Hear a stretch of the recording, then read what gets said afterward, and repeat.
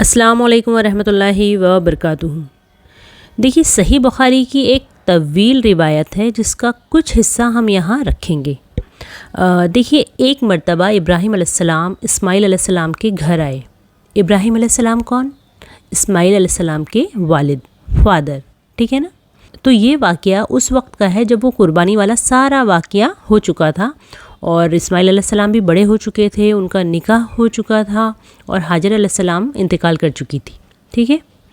تو اس وقت ابراہیم علیہ السلام اپنے بیٹے اسماعیل علیہ السلام کے گھر تشریف لائے، اور اس وقت اسماعیل علیہ السلام باہر گئے ہوئے تھے، تو ان کی بیوی باہر آئی۔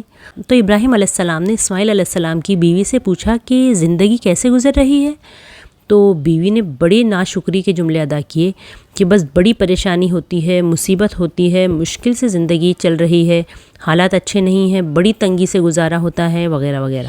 تو ابراہیم علیہ السلام سمجھ گئے کہ ان کے بیٹے نے بیوی کے انتخاب کرنے میں غلطی کر دی، کیونکہ اسماعیل علیہ السلام یعنی ایک نبی کی بیوی، اور اس طرح کی ناشکری والی باتیں۔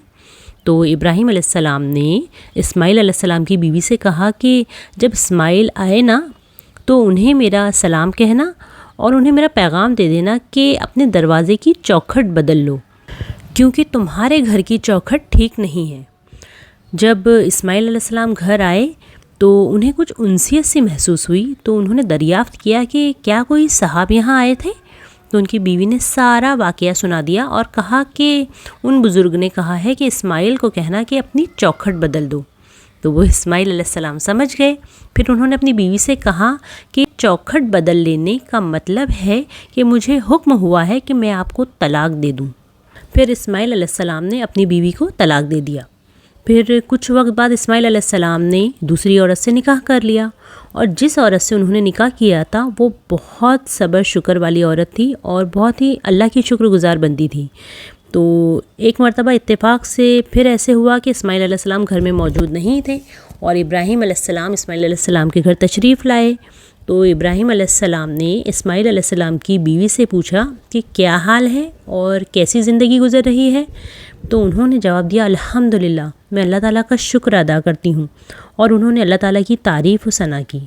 پھر ابراہیم علیہ السلام نے ان کے کھانے اور پینے کے بارے میں پوچھا، تب اسماعیل علیہ السلام کی بیوی نے جواب دیا کہ ہم گوشت کھاتے ہیں اور پانی پیتے ہیں، اور اس طرح اسماعیل علیہ السلام کی بیوی نے بہت صبر اور شکر کے کلمات ادا کیے۔ تو ابراہیم علیہ السلام خوش ہو گئے، اور ابراہیم علیہ السلام نے ان کے حق میں دعا کی کہ اے اللہ، ان کے گوشت اور پانی میں برکت عطا فرما، اور انہوں نے فرمایا کہ اب میں چلتا ہوں، جب تمہارا شوہر گھر آئے تو انہیں میرا سلام کہنا اور انہیں میرا پیغام دینا کہ تمہارے گھر کی چوکھٹ باقی رکھیں اور اس کی حفاظت کرے۔ پھر ابراہیم علیہ السلام چلے گئے۔ پھر جب اسماعیل علیہ السلام گھر واپس لوٹے تو انہوں نے پوچھا کہ کیا کوئی یہاں آیا تھا؟ تو ان کی بیوی نے انہیں پیغام دیا کہ ہاں، ایک بزرگ آئے تھے اور انہوں نے آپ کو سلام کہا ہے اور ایک پیغام دیا ہے کہ اپنے گھر کی چوکھٹ کو باقی رکھے۔ تو اسماعیل علیہ السلام ابراہیم علیہ السلام کا پیغام سن کر بڑے خوش ہوئے۔ انہوں نے اپنی بیوی سے کہا کہ وہ بزرگ میرے والد تھے اور چوکھٹ تم ہو، اور میرے والد نے مجھے یہ پیغام دیا ہے کہ تم ایک اچھی بیوی ہو اور مجھے زندگی بھر تمہیں اپنے ساتھ رکھنا ہے۔